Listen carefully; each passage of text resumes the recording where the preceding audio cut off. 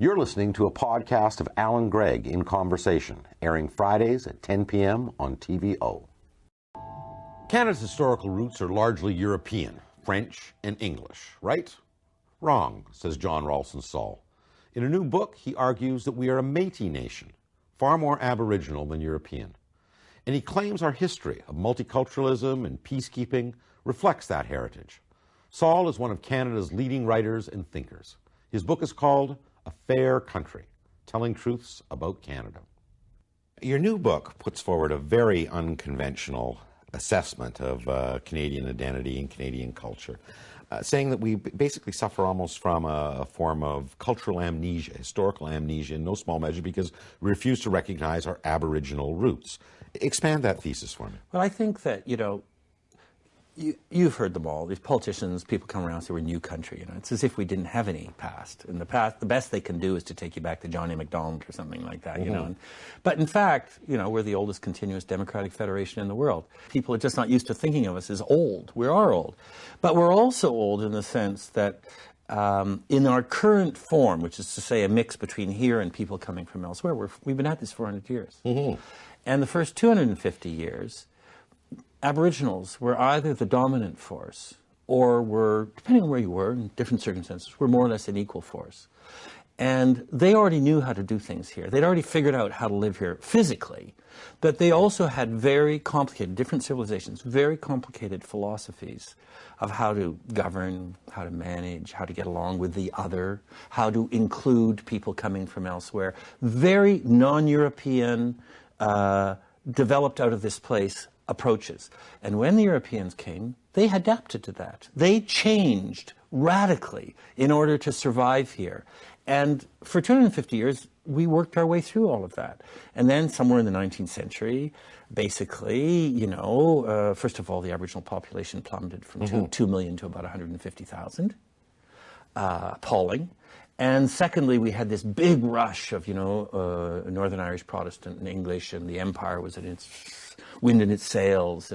And suddenly our history was rewritten as if we'd popped out of a, I don't know what, at this beautiful little British place, and then, of course, the Francophones reacted and said, no, we're a perfect little French place, and there was a sort of argument between the perfect little pink people and the perfect little white people, and there were arguments about whether Ukrainians were really white or pink enough and things like that, the nonsense of racism, right? But in the process, of course, that whole 250 years was erased, except as it was useful, Where do you see the points of departure, the points of differentness of Canada where there's a direct Aboriginal root? Well, I think there are lots. And the reason it's difficult to identify them is because all the formal language, newspaper, books, academia, etc., is so European and U.S. derived. So the language stops us from being able to speak about why we do things a certain way. Because you can't actually take single-tier healthcare back to Europe or the U.S. You can't take non-monolithic nation state back to Europe or the U.S. You can't take an obsession with negotiation versus clarity, So the big things that make Canada different are, we're inventing the non-monolithic nation state in the 18th and 19th century when the Europeans and the U.S. are going in the exact opposite direction. And that non-monolithic idea, the idea of multiple poles, comes, when you look at it, comes out of those first 250 years. It's right there in all Aboriginal thought. One of the things we revel in our multiculturalism, our diversity, pluralism. How, again, is that at bottom an Aboriginal cultural trait? Because essentially what the Europeans found here was a multitude of civilizations. And you had them sort of living up against each other.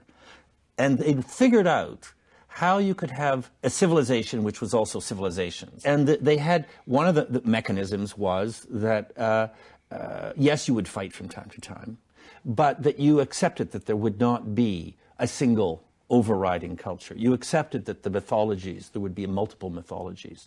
You had an underlying idea, this is really, really interesting, underlying idea of yourself which was not racial. See, the Europeans bring the idea of race into Canada. The Aboriginal idea is not racial. It's family. It's community. It's place. It's the relationship of family and community and place you know. And from there, you could see the CCF, for example, or collectivist impulse. Well, but you also see immigration. Right. You see the way in which the immigrants, you know, Champlain very quickly, in almost desperation, you know, is saying, you know, our young men will marry your young daughters and we will be one people. Well, you know, and the chiefs laugh. We don't quite know what they're laughing about, right, except that they think this is sort of a giggle. But they have an idea of how you include the other.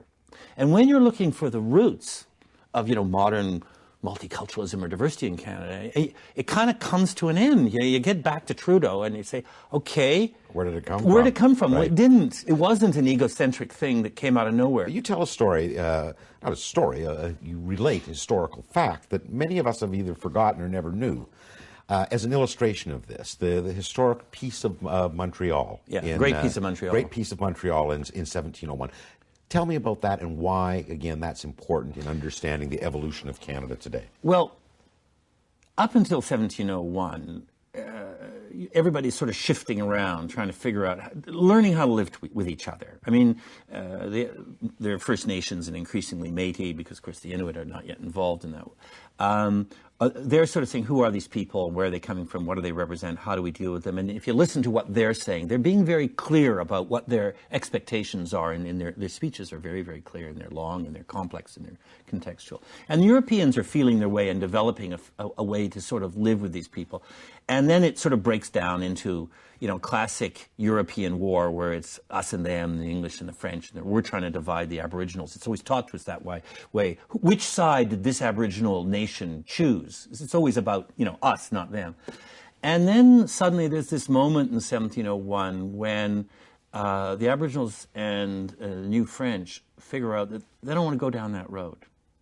And so a large number of chiefs come together in Montreal and agree to live together as one while being different.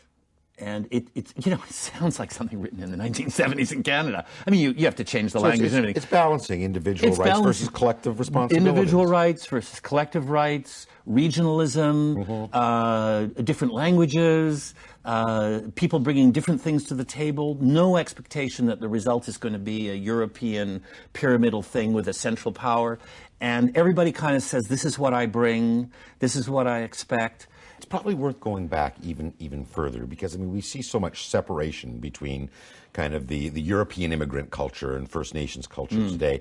To talk about the nature of that relationship in the early days of New France, because it was also the Scots with the Hudson's Bay Company. But it was very unique within kind of the colonized parts of the New World. I don't think there's any other example. I mean, India started out that way, but then went completely off track. But I don't think there's any other example in those European colonial experiences where the Europeans actually agreed to live in the place pretty well in the manner of the people of the place. Rather than conquering them. Rather than conquering them. And, you know, there've been some people who, you know, a little group, I don't even remember their names.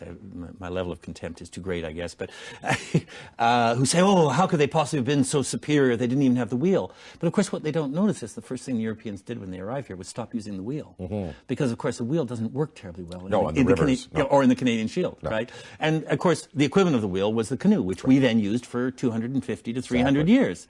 And it's the only example that I can think of a European colonial experience where they actually adapted the means of communication of the locals as opposed to importing their own, as they did in the United States. Or you also write about whatever. Marrying up. That the Europeans, in fact, in many instances, when they started to commingle with the First Nations people, were improving their station in life. And you know, we again in the 19th century rewrote all of that, and there were, you know, words like, phrases like half-breed were used as a way to suggest it was the opposite. So this is, you know, I love racism because of its ridiculousness, right? So you take this lot of blood and that lot of blood, and you put it together. In math, that makes two, right? Only in racism, it makes half. Right. You know, it's fabulous because it's so funny. It's so ridiculous. But of course, what was happening was that you improved your lot physically, your clothes, your food, your habitation. You married somebody who spoke 3 or 4 languages. You knew where you were. the Hudson's Bay Company had a kind of unwritten rule for the first half of its existence that the young factors, who were these, nobodies out of islands in northern Scotland, right, that they were to try and negotiate a marriage with the daughter of a chief, because you get all of that, plus you married into a military structure and a trading structure. They were marrying up. They were improving their lot. Once you understand that, the reason I make a point of it is not because I'm making a counter-racial argument, even though it does produce the Métis people, which is maybe the most fantastic creation of Canadians, right? That we created a whole new people just by sleeping together, But we created really interesting people. But what's interesting is once you realize that, you realize the nature of the relationship, and you realize the extent to which the Europeans were changing the way they thought. Not giving up everything, but changing the way they went about things. And when you look at the negotiations, the treaty negotiations in the second half of the 19th century, and you see the young technocratic whippersnappers from Ottawa saying, hey, I got a piece of paper here, sign this, and the chiefs get up and give 4-hour speeches, and young whippersnappers are saying, well, what is this crap? I mean, let's get on with this. And there's some old guys there who are doing the translating, who are the old guys out of the Hudson's Bay Company, and they're saying, sir, to the young whippersnapper, I mean, things haven't changed, right? Sir, you're not listening to what they're saying. Listen to what they're saying. Right. And 100 years later, the Supreme Court, in Delgamutt and other judgments, goes back, takes Ottawa's written evidence versus the oral memory, and says, well, I'm terribly sorry, the written evidence doesn't stand.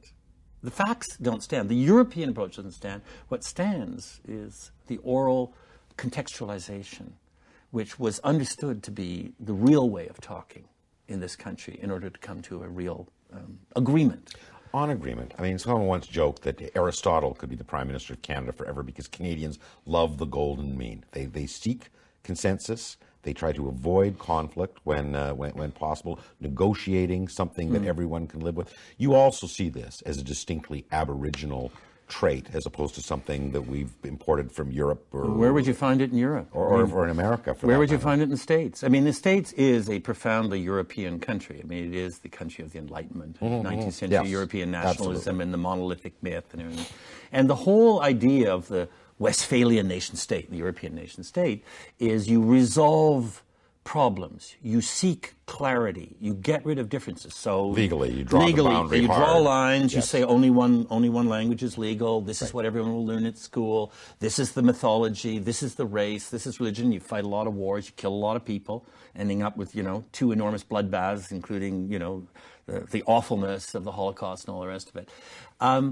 And so you can't trace that Canadian taste for, let's just talk a bit longer about this. And we don't need to solve the Constitution. Let's just keep on talking. Well, in fact, we're very wary of ideologues on right or left. Yeah. We like people. And so you go back and what do you find? Well, you find, well, that was the Aboriginal way of doing things. You just kept talking in the hope that you could find a way that people would be able to live together. And the fact was that even though you're still talking and you haven't solved what the Europeans, the Americans would call the central problem, in fact, as you're talking, you're actually resolving things, but not through clarity.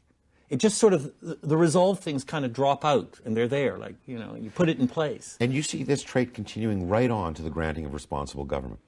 I see it continuing on until today. But very, very distinctly. I mean, responsible government is probably the first time that autonomy was granted without war. Really, I mean, and this is part of when Canadians are worrying, this terrible thing about, well, Canada was created because we didn't want to be American. No, that's a real barn burner, and thanks to the British sort of thing. Now you've just talked yourself out of existence, really, as anything interesting. Whereas, in fact, the empires, not just the British Empire, the empires came to an end on the 11th of March, 1848, in Montreal, when a French-Canadian Catholic became the Prime Minister, the Democratic Prime Minister, first Democratic Prime Minister of Canada. Why? Because at that very moment, the British Empire, and by definition the other empires would have to follow, admitted that it could not run its colonies the way it wanted to run them. They had to run themselves. And after that, it was merely a question of process. In the early part of the conversation, I mean, you talked about something happening that expunges this part of our history from our modern narrative. When exactly did that that happen, and how did that narrative change as a consequence? In the second half of the 19th century, essentially, you get, as I say, this decline of the Aboriginal population, mainly through disease, but also starvation on the prairies because of Ottawa not respecting the treaties and giving them food, as they promised. But you also get these sort of waves, of Europeans coming in. And there are a series of tests, one after the other, after the other, after the other. And they lead to a rewriting. You can actually see a guy like Simpson, who was the last really great, autocrat running the Hudson's Bay Company, Hudson's Bay Company was the equivalent of the biggest corporation in the world today. Of course. The first half of his career, he's marrying Aboriginal, he has many Aboriginal Métis kids, he lives in the land. In the second half of his life, he's part of this new interpretation of Canada where he's pretending to be an English gent in Montreal. So it gradually happens. And we also now get a very, very different portraiture of Canada's First Nations and Aboriginal people. With this influx of, largely, as you say, Orangemen, importing a very authoritarian and aristocratic sense of how our culture should be. Well, they arrive, and, I can say this because, I'm partly, Northern Irish Protestant, and I had a great-grandfather was Orange Order. I think I can say whatever I want. And, they hate Catholics, right? So they arrive here, and it's even worse. They're these Catholics speaking this other language. And then they look around, and there are all these Aboriginals. My God, this is the horror for them. And here's an interesting thing that Thompson Highway said to me. He said, the real problem was not just with those people, but a lot of the Europeans came as Christians looking to recreate Eden. Having been thrown out of Eden, how do you get back in? Well, on Earth, you recreate an Eden. Sort of like the American project in a way. And they arrive here and they find the dominant group was never thrown out of Eden. Right. So they don't have guilt. They don't have shame, which was, central to that European idea of rebuilding Eden, that you'd been excluded. They were never excluded. And that's part, I think, of the very dangerous racism of the late 19th and the first half of the 20th century, is that horror that there could be people who didn't admit that they had been thrown out of Eden. Well, in that regard, for you, the low point in Canadian history is the Northwest Rebellion of 1885. Well, that's when we make, if you like, we really make the classic European mistake, which is that we can eradicate the position of a minority, even though it's legally within its rights. We can simply eradicate them and do whatever we want. And that's the moment when we really pretend that we're Europeans. And it's disastrous. We're still, paying for it in some ways, as to this day. Although here, in Ontario, people don't quite understand it as well as Westerners.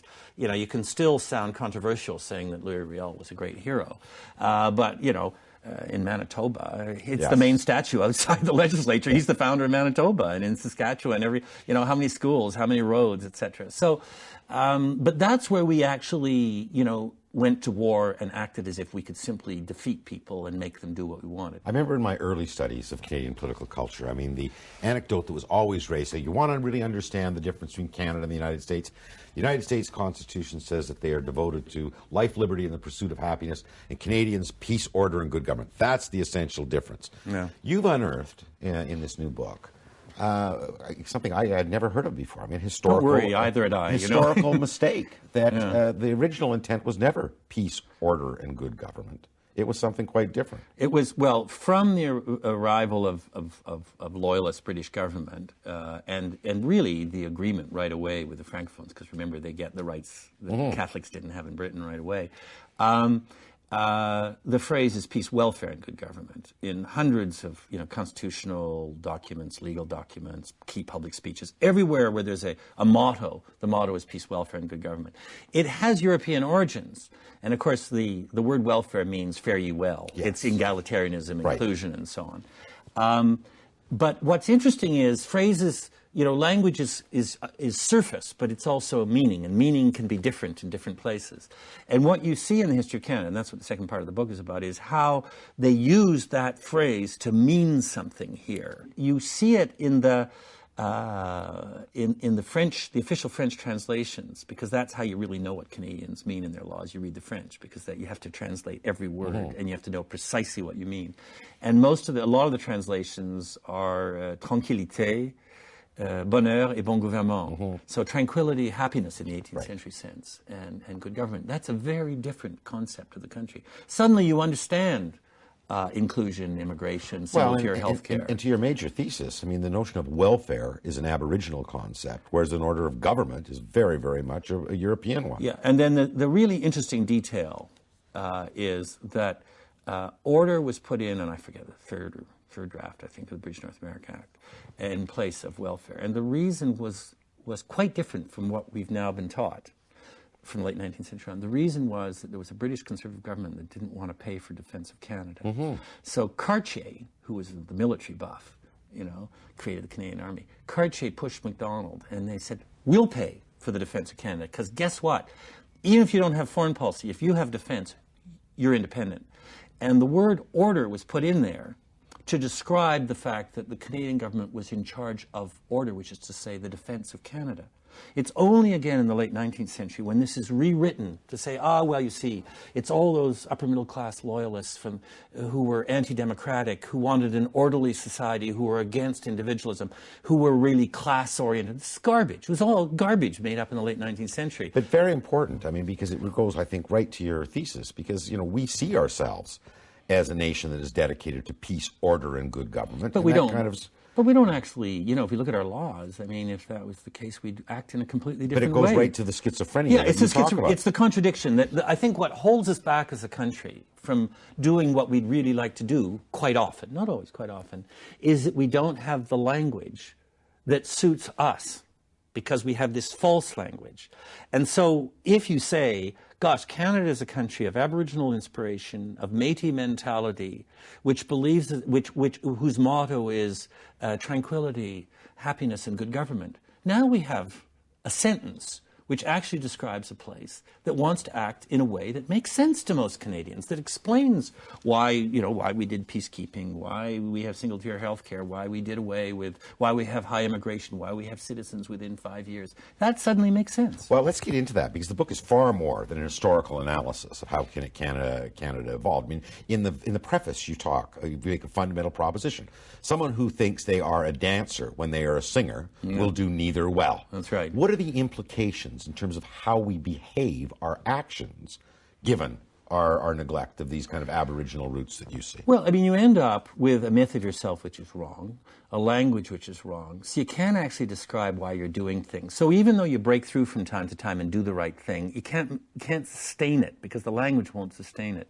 So you'll see it in, healthcare, I've mentioned a couple of times. I mean, you have elites who can only take explanations of the organization of healthcare from two-tier European systems. They can't understand that there's actually a reason why we ended up with a single-tier system here. That isn't about left and right. It's about something intrinsic to this place. And to embrace it. And to embrace it and say, well, what does it actually mean? Forget about left and right.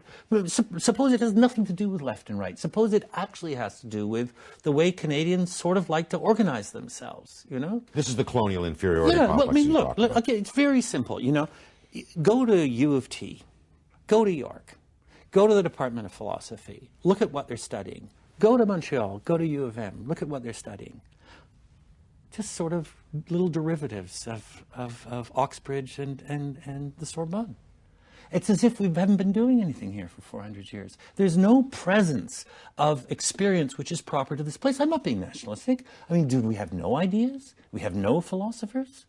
And the ones we have are sort of shoved off to the side, like Innes, who was an incredibly important philosopher, invented the modern way of thinking about communications, which McLuhan picked up on. Is that at the center of our teaching of philosophy anywhere in Canada? No. We have to be little derivatives, you see. So if you So this is again the envy of our colonial past that you say really is an artifact anyway and doesn't really reflect truly who we are, and it doesn't help, nature. And it doesn't help us to deal with ourselves. It doesn't help us to explain how we would own corporations, how we would, in difficult economic times, act in a manner which is in our interest, while everyone else is acting in a manner which is in their interest. Instead of that, we're sort of looking over our shoulders. They're not looking over their shoulders, So it's healthcare. It's the way we do fisheries. It's the way we do business. It's the obsession with managers versus people who are in charge. I mean, you can't be the second largest country in the world with over 30% of its GDP coming out of the middle north and the north and pretend that the only place that matters is 6 cities in the south. Well, let's talk about the North, too, because, I mean, even many of the Harper government's detractors applaud what they're doing in terms of trying to maintain Arctic sovereignty in the North. You go, you know, boys, you're missing out on the most natural ally in this quest. I'm on the one hand, I'm not criticizing them in the sense that they are actually showing interest in the North, and it's fairly sustained. It's not the priority; it's the means. Yeah. But the fascinating thing is that it's still that old Southern European-derived idea. We're going to send build a station up there, send some troops up there, and I love the troops. They're great. They'll do a good job. But you know, our international claim to sovereignty in the Arctic is based on these second-rate English explorers who got lost up there and insisted on wearing tight boots and tight uniforms and eating the wrong food and dying, right? And I mean, we're spending taxpayers' money looking for Franklin's ships. Why should you care about Franklin's ships? He was an idiot. He lost his men. Why would this be the basis of our claim? When the Innu were there. The Innu have been there for thousands of years. Surely there are, you know, 50,000 Canadians living in the Arctic who have been there for thousands of years. Surely that's the basis of our claim.